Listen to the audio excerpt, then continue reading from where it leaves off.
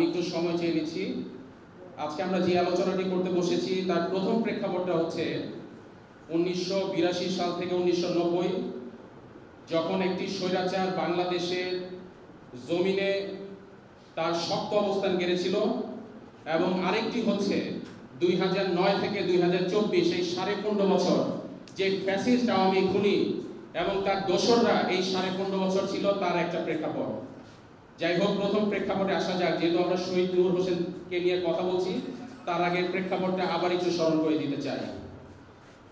দেশ বিরোধী ষড়যন্ত্রকারীদের চক্রান্তে আমরা জানি সে 1981 সালের 30 মে, যখন চট্টগ্রামের সার্কিট হাউসে রাতের অন্ধকারে কিছু সেনাবাহিনী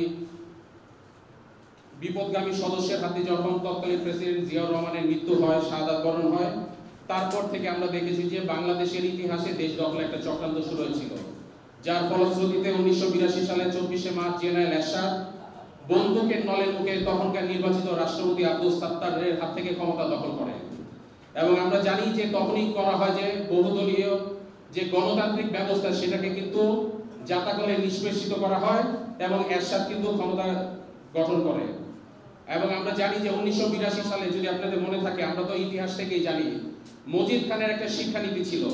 সেই শিক্ষানীতি বাতিলের দাবিতে 1983 সালের 24শে ফেব্রুয়ারি যখন ছাত্র সংগ্রাম পরিষদ একটি ধর্মঘট ঘোষণা করে, তখন 14 ফেব্রুয়ারি ঢাকা বিশ্ববিদ্যালয় থেকে প্রথম ছাত্র সংগ্রাম পরিষদ এবং বাংলাদেশের তৎকালীন যত জাতীয়তাবাদী আদর্শের ছাত্র সংগঠন, তারা কিন্তু একটা মিছিল বের করে। এবং এই প্রথম সেই স্বৈরাচার কিন্তু তার পুলিশ বাহিনী দিয়ে গণহারে গুলি করে এবং 7 জন কিন্তু তখনকার স্বৈরাচারের এই সময়ে কিন্তু নিহত হয় ছাত্রনেতা। পরবর্তীতে আমরা জানি যে 1987 সাল থেকে, যাকে আমরা জানি যে গণতন্ত্রের আপসীন নেত্রী বেগম খালেদা জিয়া একটা দুর্বার আন্দোলন গড়ে তোলে। সেই সময় ছিল 5 দফা। এই 5 দফা পরবর্তীতে 1987 সাল থেকে কিন্তু 1 দফার আন্দোলনে পরিণত হয়। এবং এই 1 দফা আন্দোলন একটাই দাবি ছিল যে এরশাদ হটাও, এইটা ছিল 1 দফা। এবং তখন কিন্তু একটা স্লোগান ছিল যে 1 দফা 1 দাবি, এরশাদ তুই কবে যাবি। 30 জুন হরতাল হলো, 24শে জুলাই, 22, 23 এই জুলাই হরতালগুলিতে কিন্তু এই প্রথমবার প্রায় 10 জনের উপরে কিন্তু সাধারণ জনতা এবং ছাত্ররা কিন্তু পুলিশের গুলিতে নিহত হয়। পরবর্তীতে আমরা জানি যে ইতিহাস কতটা নির্মম, এরশাদ কিন্তু টিকতে পারে নাই। পরবর্তীতে আমরা জানি 1987 সালে 10 নভেম্বর যে ঢাকা অবরোধের কর্মসূচি ঘোষণা করা হয়েছিল সারা বাংলাদেশের আপামর জনসাধারণ, সেই কর্মসূচিতে শহীদ নূর হোসেন সহ 4 জন কিন্তু নিহত হয় পুলিশের গুলিতে। সেই ছিল শহীদ নূরের স্বৈরাচার বিরোধী আন্দোলনের অন্যতম একটি প্রেক্ষাপট। আজকে সেই শহীদ নূর হোসেন 2024-এ এসে শহীদ আবু সাইদ হয়েছে, মুগ্ধ হয়েছে এবং অন্যান্য নাম যারা অসংখ্য শহীদ হয়েছে। আমরা সেই ফ্যাসিস্টকে 1990-তে বিতাড়িত করি। পরবর্তীতে 2009 থেকে 2024-এর যে প্রেক্ষাপট, এই প্রেক্ষাপট কিন্তু মানুষ মেনে নিতে পারে নাই। এবং আমরা জানি যে পরবর্তীতে এই 15 বছরে ফ্যাসিস্ট আওয়ামী সরকার 2 লক্ষ কোটি টাকার অধিক টাকা পাচার করেছে।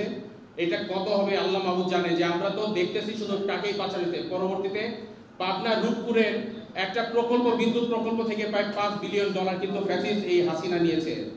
আমরা বলতে চাই যে এই পরিচ্ছন্নতার রাজনীতি আমরা এখন দেখতে পাচ্ছি, এই পথটা এত সহজ ছিল না। 2017 সাল থেকে জননেতা ববি হাজার স্যারের নেতৃত্বে যেই আন্দোলন শুরু হয়েছে এবং জাতীয়তাবাদী শক্তি বিএনপির সাথে যুগপৎ আন্দোলনে এনডিএম রাজপথে ছিল, এবং ইনশাল্লাহ আমরা এখন পর্যন্ত রাজপথে আছি। জনগণের অধিকার কায়েম করার জন্য এনডিএম সবসময় ইনশাল্লাহ পাশে থাকবে।